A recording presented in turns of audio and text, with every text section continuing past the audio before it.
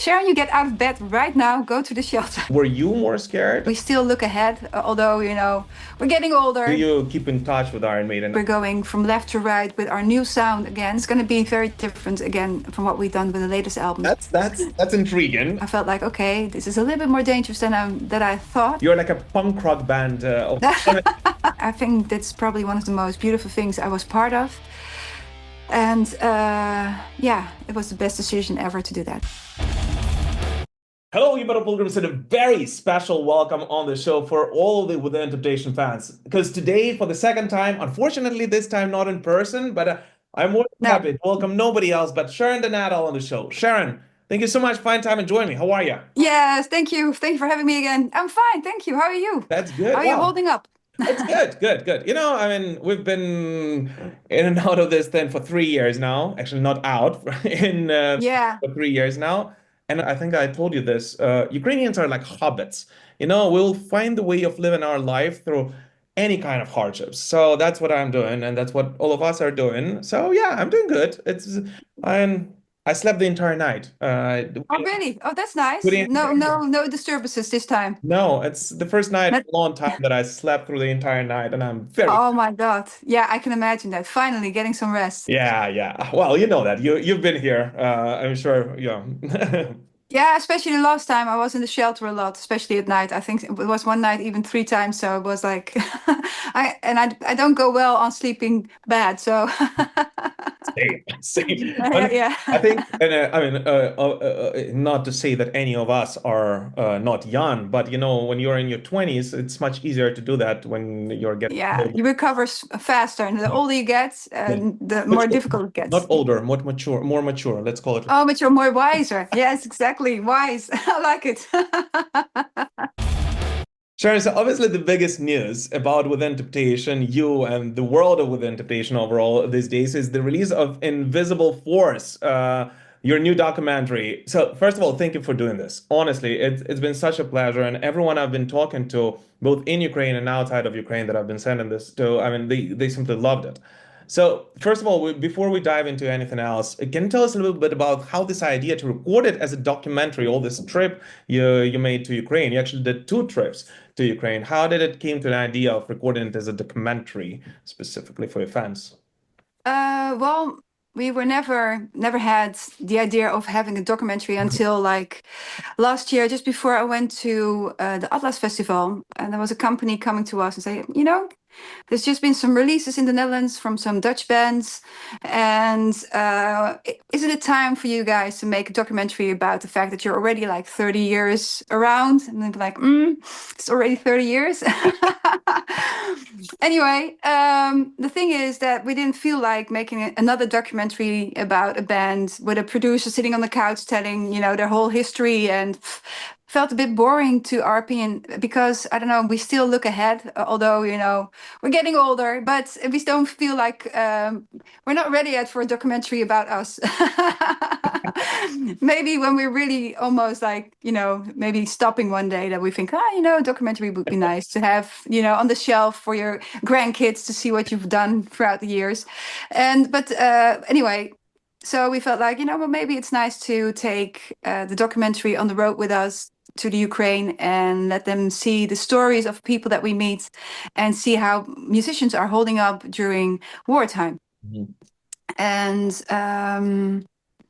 so that's what we wanted to do. And it was, I think, a very good decision to do so because it just gives a different view from a different perspective again than from a journalist perspective or maybe a political perspective, a different view of how people are living in Ukraine, how they're holding up. It's just a few people that talk about it. It's not a very long documentary, but it's in a nutshell, it gives a beautiful representative of how the Ukrainians are holding up, I think, in a way. You know what I absolutely loved about it is that, and I think was very interesting and very unusual for a heavy metal band, is that it was not really focused on you. It was not really a Within Temptation documentary at all. I mean, No. I think almost felt like you're a narrator in that story, much more so than an actor. That a part of it, a center of it. I feel like as you mentioned, the Ukrainian people and like some fans appearing on the screen much more often than you. I loved it. I think it was very not egocentristic in a way, and I think it's that's what resonated with a lot of people in a good way. Yeah, what I think is that we, a lot of our fans were maybe also expecting a different kind of documentary, but that was also a way to trick them into getting to see this. Yeah. And but it is something that is close to our hearts, so we felt like, let's take them on the trip that we're making, and Mhm. maybe they will find a little bit more, well, connection to people in the Ukraine in a way, because we have fans there as well, and they're like them, and they're living in a country like ours, which is a democratic country, and there's so many similarities, So yeah, hopefully people will connect through that. Yeah, thank you. And I've been talking about this a lot, and we've been talking to Rob Halford about this a lot. That I am a regular guy, just like a regular guy from the Netherlands, from the United Kingdom is, right? I have a day job. I run a heavy metal blog, and I have daughters, and I've been saving up for a vacation in, I don't know, Greece or Turkey, like the same Yeah, everyone else does. yeah. There's nothing different, no. Exactly. And then one day, this life changes and it separates into before and after. And I think it was very powerful how you, in a way, without saying this directly, you actually showed this as an example, on musicians from Ukraine, right? Blind Date, for example, who are, regular guys, Yeah, yeah. jamming in a garage. And then next day, the two of them are going to the front lines, so. Yeah. Yeah, that was a crazy twist to the whole thing. Yeah, but I was really, what I felt was also very beautiful from them is the two boys that are going to the front eventually, is that they said, there's all, when we took them on tour with us, um, these are good guys. So if they would never have done what because we didn't know each other well in the beginning, we were doubting, like, we have to be sure that they are going back to Ukraine after that as well, because if they skip and just stay in Europe, then we have a different problem, because then instead of promoting the Ukraine, it's becoming, something else. And but they were like, no, of course we're going back to the Ukraine, and we want to help our country, and we don't want to leave, and of course we're going back. But I can imagine that. Yeah, that's they might have, anyone else could have thought something different, meaning like there must be some kind of like, it's beautiful that they felt that duty, and that they wanted to come back for their families and fight for their families and everything. So I was really, that was also something that I felt was, yeah, inspiring to me. Like, you have the chance to skip, but you're not going to do it because you know the consequences. And they said also, the people that actually got us, gave us a chance to be on tour, they took a risk with us, and we have to them, we owe it to go back also. And that's really, like, I felt, yeah, they're really good guys. That's all. I'm actually meeting with them in 2 hours after we Oh, speak. really? Okay, Yes. say hi. I remember the first time we met here in Kyiv. I asked you whether you were scared to come. You were like very bluntly said no. But then your family was a little bit less enthusiastic about that the first time around. How about the second time? Were you more scared? And how was your family about it? To be honest, I was more scared the second time, especially because the children's hospital just got, bombed with, with missiles, and not only the hospital, several buildings, of course, and there were a lot of casualties. And I was supposed to play on the around the 12th of July on the festival, and just a few days before the festival was going to start, this happened, and they postponed the whole festival for a week. And when it happened, I was like, okay, this is it. Probably the festival won't go, through with their festival, and which would have been understandable. But they said, no, nobody wants to have a festival right now, but in a week they might want to have something, to have like a relief or something.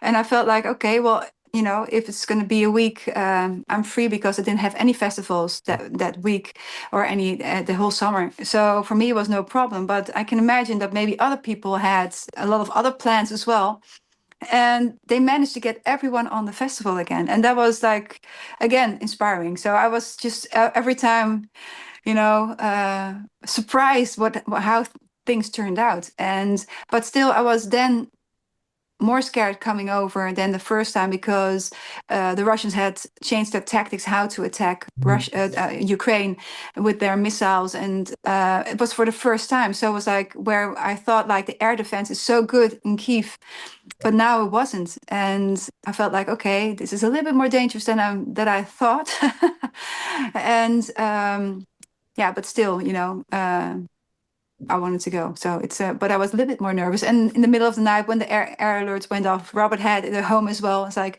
Sharon, you get out of bed right now. Go to the shelter. And I said, nah, this is the third time it's going off. But then I heard air alert also in the streets, which was different from all the other times before. So it must have been more serious.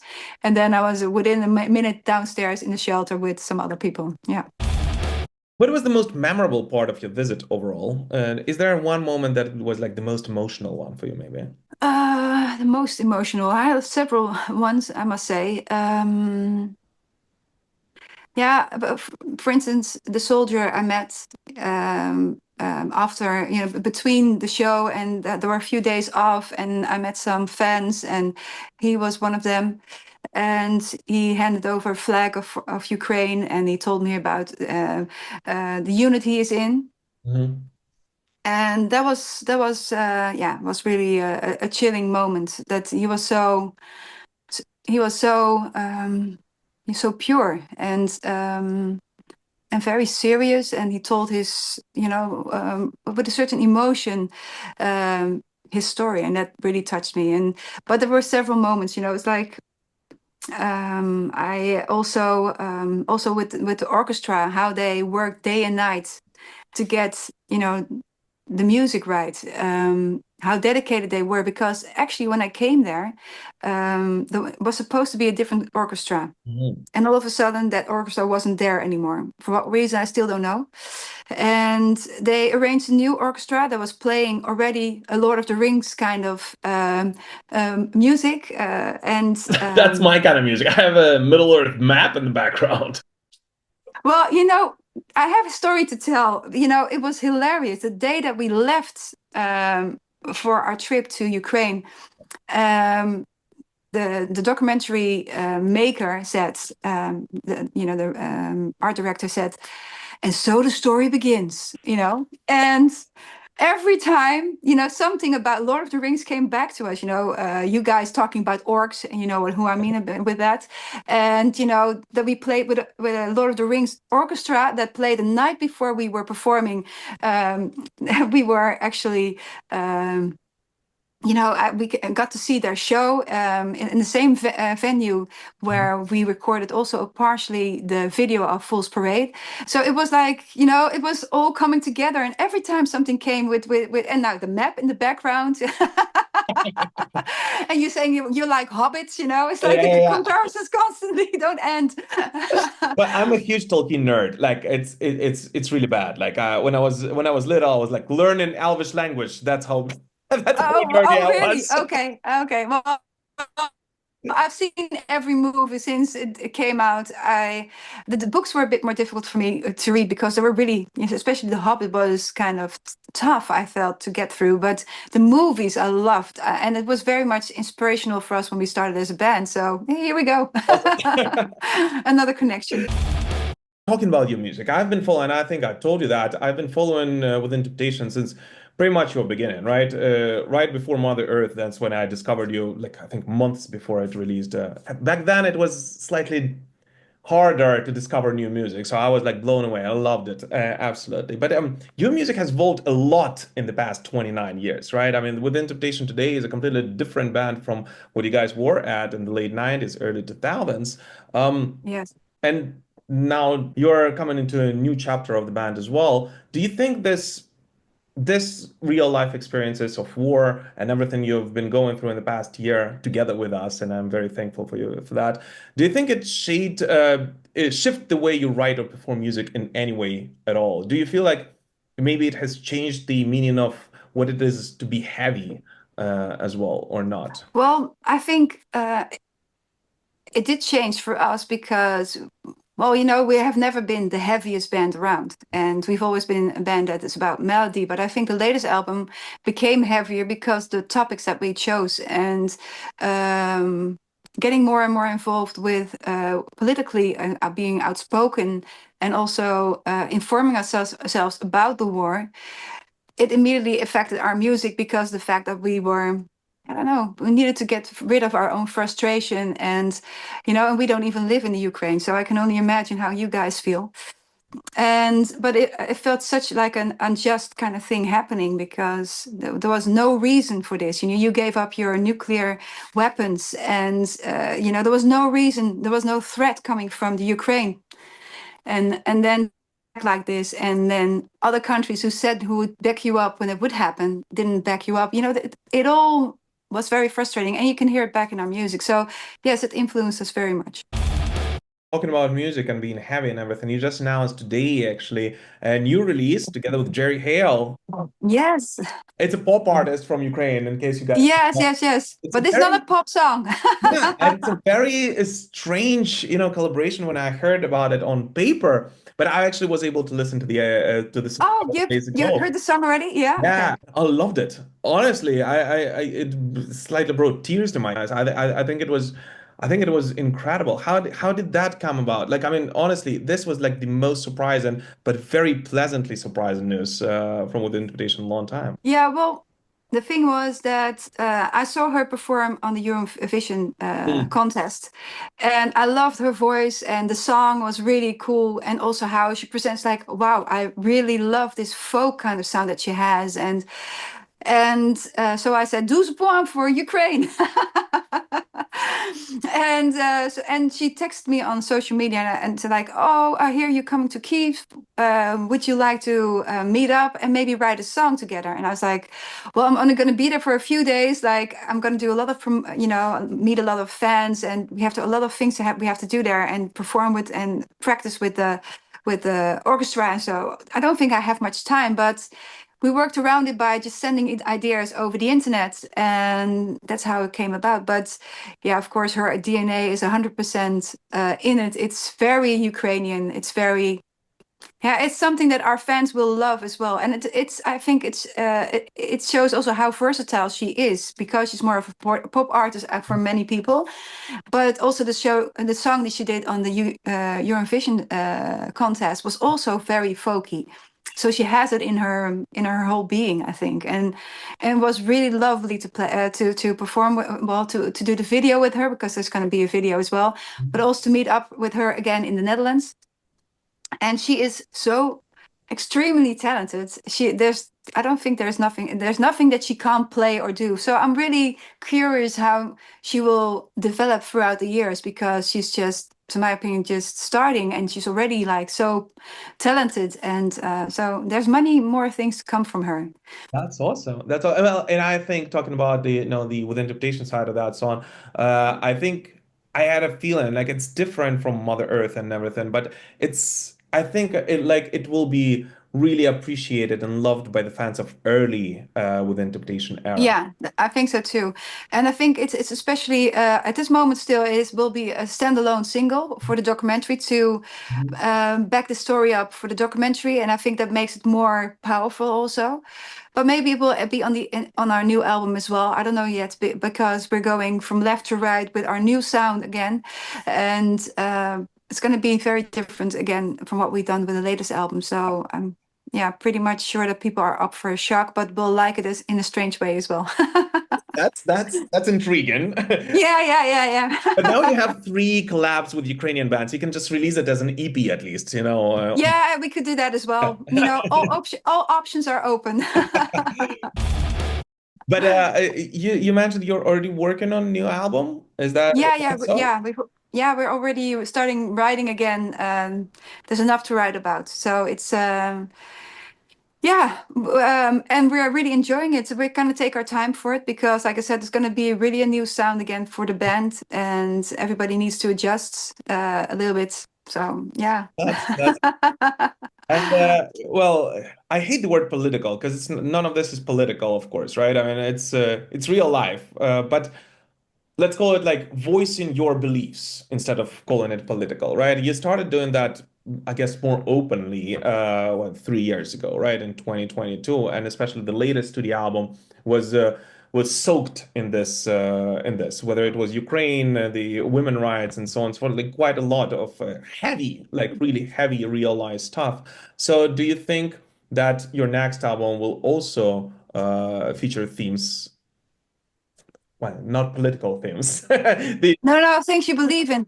I think we've always done that also before it, but maybe we were more metaphorical and not as clear about the subjects we chose and where we wrote about.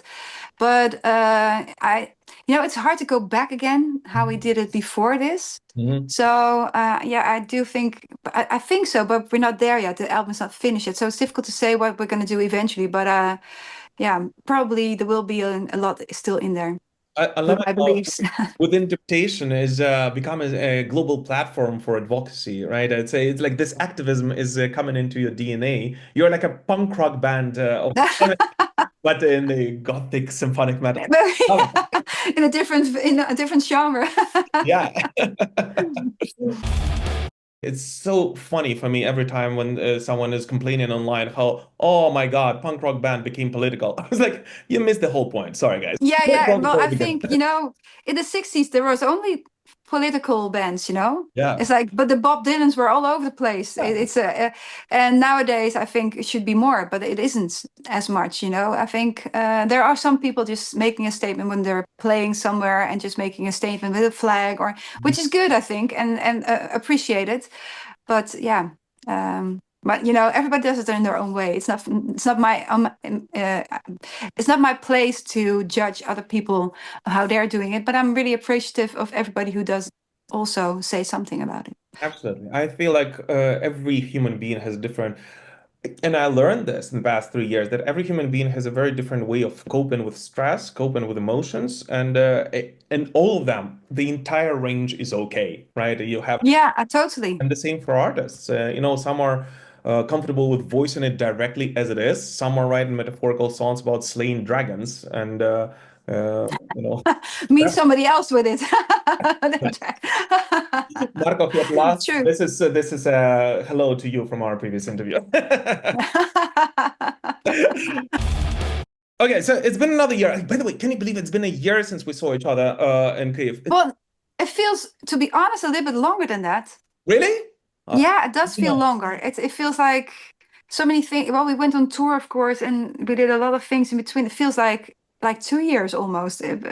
So it's time to come back again. Definitely. Okay. And this time I won't, because I missed your performance at Atlas weekend, actually. Oh, really? I mean, not unfortunately, I was on tour with Judas Priest back then, collecting money for as Oh, well. So yeah, very important. Very good. very Your important excuse. as well. As we have our Steel Wings Foundation. It's a heavy metal nonprofit that we're running That's here. very cool. And Very cool. no, but this time I won't miss it. I promise. So hopefully you guys will be able, and hopefully it will be a full band and a full scale performance somewhere in a stadium now. But going back to the whole thing, I asked you that question a year ago, and I'm gonna ask that again, especially Okay. now you're working on a new album. How's your label-less journey going? Do you still enjoy that freedom that you have, or it's too much work for an artist to go completely solo? I Even. still have the same opinion as last time. It's like you need to be around for quite a while to know, how things work a little bit so that you can do it on your own because it's a lot of things. And I still think it's a lot of work. Mhm. And sometimes, yeah, you do miss out on certain things like, getting a playlist. You don't get on playlist because as much as with a record company because they have so much more influence with Spotify and all the other platforms. But yeah, it is what it is. But we hope to reach our fans in a different way than through playlist then. And so that's something that you miss, of course. But it's on the other hand, I still really like the freedom that we have because we just decide on anything, on any moment, we can change our mind and do it differently. And we are not caught up in anyone else's agenda. So that's the best thing about it. And that being said, and you started talking about that, next year you guys are going to be celebrating your 30th anniversary. which is mind-blowing and crazy. Even for me as a fan, I can't even imagine. Yes, it's been quite some time. Yeah, yeah, exactly. And you mentioned you're not gonna, I assume you're not gonna do a documentary now after what you said, but you're working on a new album. Is there anything specific that you're planning for your fans for your 30th anniversary now? Well, maybe with 35, because I think we're already too late for to do it with our 30th anniversary. We haven't planned seriously nothing. So I don't have a nice scoop for you, unfortunately. But it's yeah, we do want to do something in the future, but it's maybe just when the time comes, when it feels right, and when we have the time for it. Because at this moment we're just enjoying writing new songs again. I think our fans will like that as well. To hear that we're working on a new album and it goes really well. So yeah, although we're going to take our time, it's going to be, I won't make predictions when we're going to release it because we always are always too positive about things. And hopefully this time we actually are going to manage what we have in our minds. So, This summer already, unlike the previous summer, you actually have a pretty extensive touring schedule. I mean, I'm looking at it. It started May 31st, and I'm pretty much until mid-August. You're all booked with yeah, yeah, Dylan. yeah, it's no summer for me. I think I have 1 week, 2 weeks where I don't have anything. And that's when I go to on a holiday with the kids and the family. And, but otherwise, I'm somewhere playing on the festivals. There's a lot, sometimes even like two at a weekend, one weekend. It's like crazy, but I love it. Are you coming out with the same program you had last year, or is it going to be slightly different from what we've seen?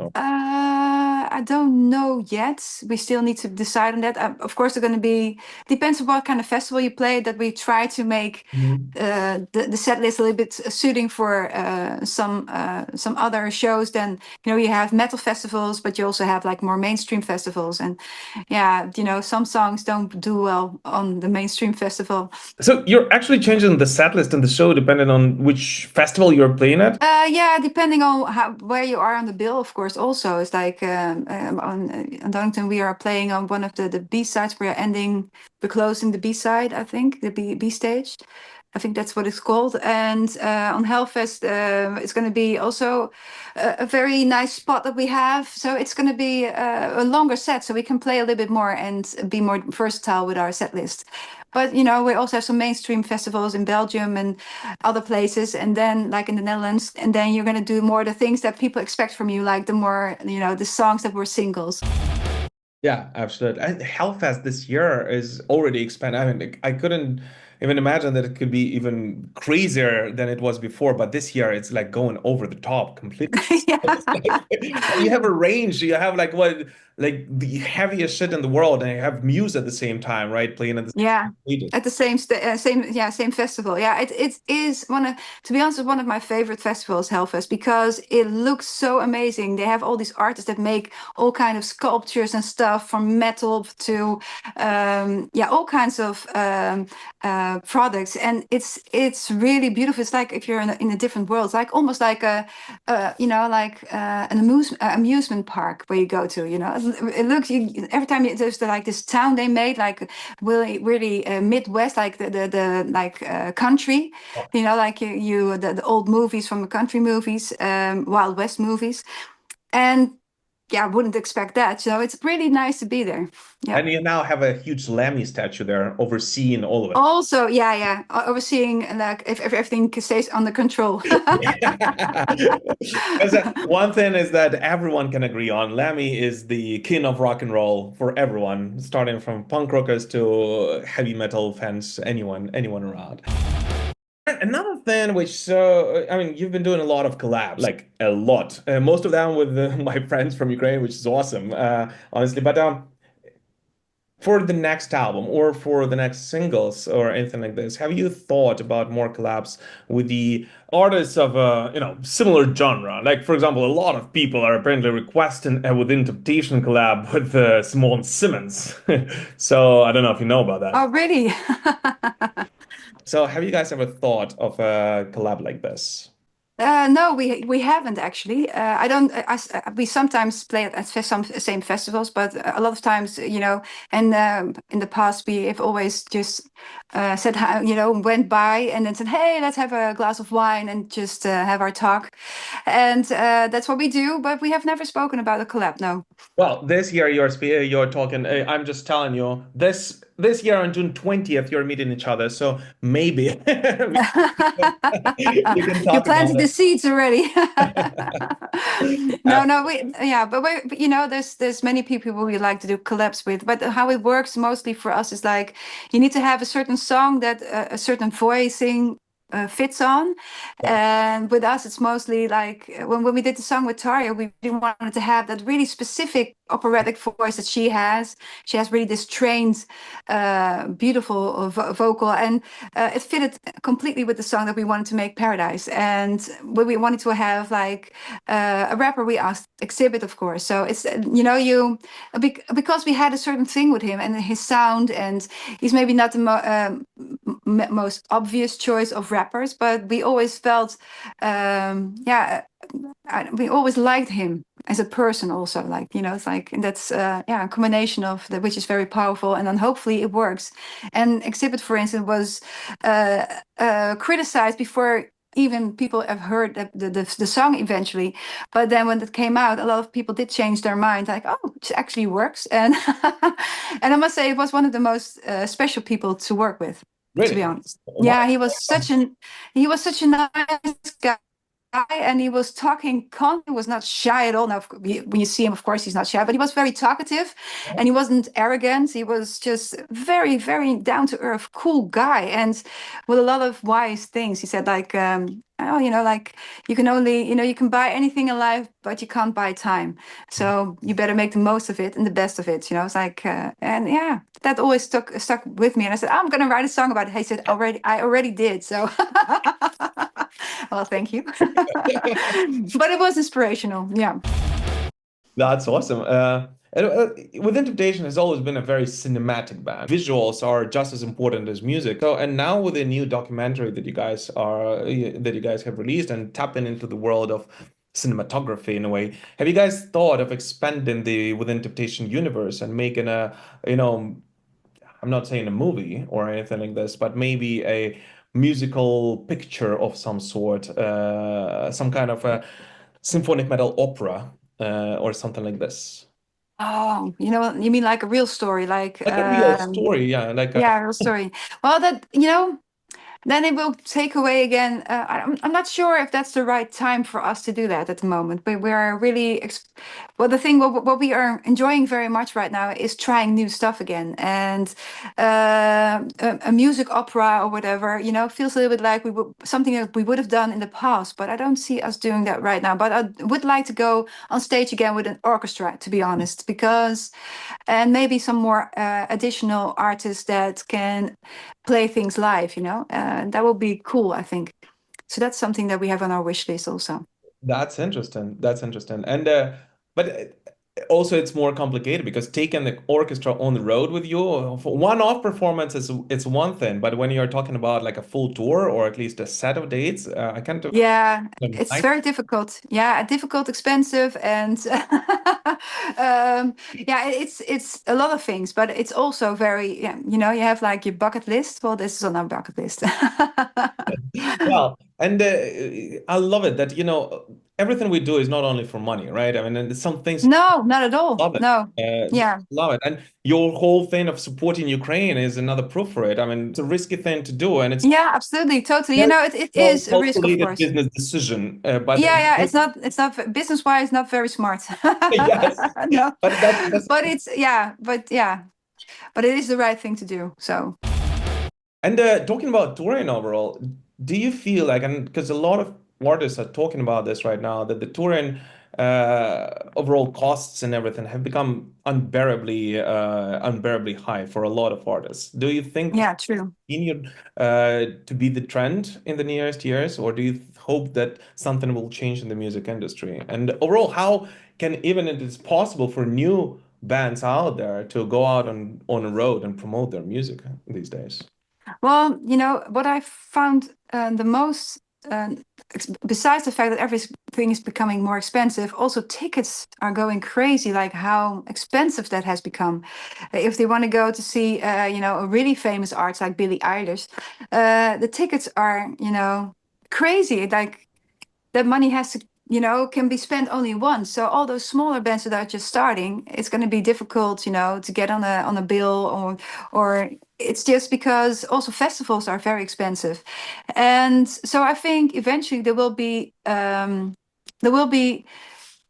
people again that will start festivals for a lower price, for bands, because that's also something to explore. It's a if you're talking about business, that would be business wise a very smart thing to do, and also with the heart, because it's like giving younger bands a chance to actually be out there, and on the normal regular festivals we'll never look at them.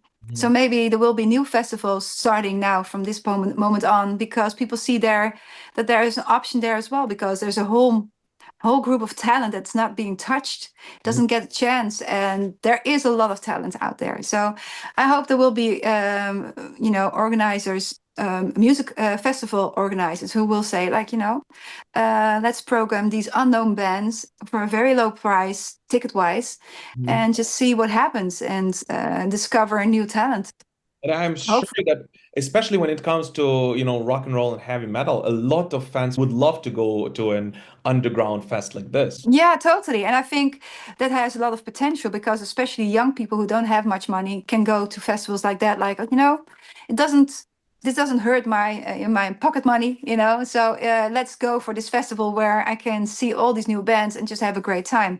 Yeah, I think that will be something that will happen, because everything is overpriced at the moment. And talking about talent overall and the rise of technology, that can be actually very, very helpful at the same time. AI, I know everyone is shitting on it all the time, but if used for good, it can be, enhancing, including in music production in one way or another. So, do you, as a band, tend to embrace the AI technology when writing new music, or not at all? Well, we haven't explored it that much, but it is helpful in certain ways. It gives you, it's just like a tool, another tool to do something very quickly. For instance, like sometimes I don't have time when the guys, I sit with the guys to write songs, but when I'm not there and they're just sitting together, they don't have a vocalist. So then they just try, something in my tonality, but then with AI, like they sing their own vocal lines in, change it to a different voicing, in the tonality of my voice, and they can check if something works or not. So, and that's way easier than when I have to sing it, and then they figure out, oh my God, she can't sing it because it's too low, it's too heavy, or whatever. And then it's the easy tool to use, and in that way, we are trying to try out things, and that's nice, of course. So they can even work without me being there. That's interesting. Wow, I never thought about like this way of using it, but that's really cool. And it's way less scary than just writing a new album. Of course, yeah, exactly. And the thing is that, of course, it works way faster when I'm there, but it's more like, if it is just another tool to use, and it's very useful. And if Yeah. you use it responsibly and don't overuse it, it might actually be very helpful for everyone. Yeah, I think, there's a lot of ways to use AI in a good way. It's like it's just a new revolutionary kind of thing. Like, it's scary for a lot of people, because that's with everything that's big. Then when the industry when we had the revolutionary industry coming up, people were also scared for their jobs in the car factories. We can't do that because it will be automatic and everything. And nowadays they're all happy, and still you see there it also creates jobs in a way. But it's not only bad. But I do understand, that there is a lot of danger as well. But we, like you said, we have to be responsible of how, in what way we use it. Sharon, and one more of the questions which I wanted to ask, and so many of the fans wanted to ask you, and I know that you've been asked that a lot before, probably, but honestly, your voice is one of the gems of I still call it a symphonic metal world, right? And it keeps on giving from a year to year, which is absolutely wonderful. What is your secret of keeping it intact, and what do you do to keep it in such shape? Anything specific you do before the festivals and stuff like that also? Well, I do train my voice before the festival, and meaning like because I always feel when the first shows have been done, it's really heavy for my voice. So you need to have it's just a muscle, so you have to train it before. And to be honest, I'm very lazy normally because I know that opera singers, like a lot of opera singers, they train their voice regularly. I never do that. I'm really lazy. I don't do that ever. And even but I do warm up before I go into a writing session, but not very long. I'm really actually a bit lazy, to be honest. But what I do I try to do, which is one lesson that I learned and which is very important, is that never sing too loud, because when you sing too loud, then that's when you hurt your voice. It's like when you start screaming or giving it too much volume, you have to warm it up and build it up before you can go really loose in a song. And so but I do, when the festivals start a few weeks before, I just go through the whole set list, just warming up a little bit so my voice can get used to it. But even so, for a lot of standards, I'm pretty lazy. So yeah. And of course, I have my rituals with warm water before I go on stage. Not with lemon because it really is too sour for my vocal cords. It's you need like the candy thing with mental kind of taste that you can suck on because it's good for your vocal cords. Again, massaging my face because you have a lot of muscles in your face. Those things all work. and, Myth. yeah, no, it's not a myth. No, I lost my voice almost when we were playing in England, and one of the biggest shows we played in London. And it was with the tour, Worlds Collide tour with Evanescence, and I was like, "Oh my God, I can't sing tonight." And I never had vocal lessons, but we had somebody on tour with us. Said, "I know a dress. If you call her, she will help you, and you will be able to sing tonight." So yeah, you know. I went to the sauna during the day, and then hopefully, like moisturizing my vocal cords, getting all the, fever and everything that I had out of my system. And then I called her, so I still don't have a voice, and she says, "Well, you have to massage your face." Massage my face. I was like, ridiculous thing that I heard. I thought she's gonna give me like vocal ladders to sing and everything, and then I ended up massaging my face and my neck and everything, and it worked like it Wow. worked. It worked really good because it was all stress. Also, it was a combination of having a flu, a combination with a lot of stress of the idea that I couldn't sing. So just massaging my neck and the certain muscles you have in your face, This isn't. it's the best. Yeah. I don't know if you sing, but I do, but I never ever massage my face before. before. so very metal, right? No, but hey, now I think about it, it can be an ad for your. I'll do it. You should look it up. You might have some benefit from it. Shave your beard first, otherwise you. My daughters don't allow me to. They saw the pictures of from our wedding with my wife when I was like Yes. saved, and they were like, "Who is that next to you, mommy?" They can be brutal. Yep. And we're like, no, you don't do that. Oh, You look okay. like 14. Okay, yeah, too much baby face. Yeah. Yep. And the last but not least, you know that our channel is very well known among the Iron Maiden community. Let's call it like Yes, of course. Yeah. Maiden are about to hit the road once again, and I know that you guys toured before. So first of all, do you still follow them, and do you keep in touch with Iron Maiden after that tour?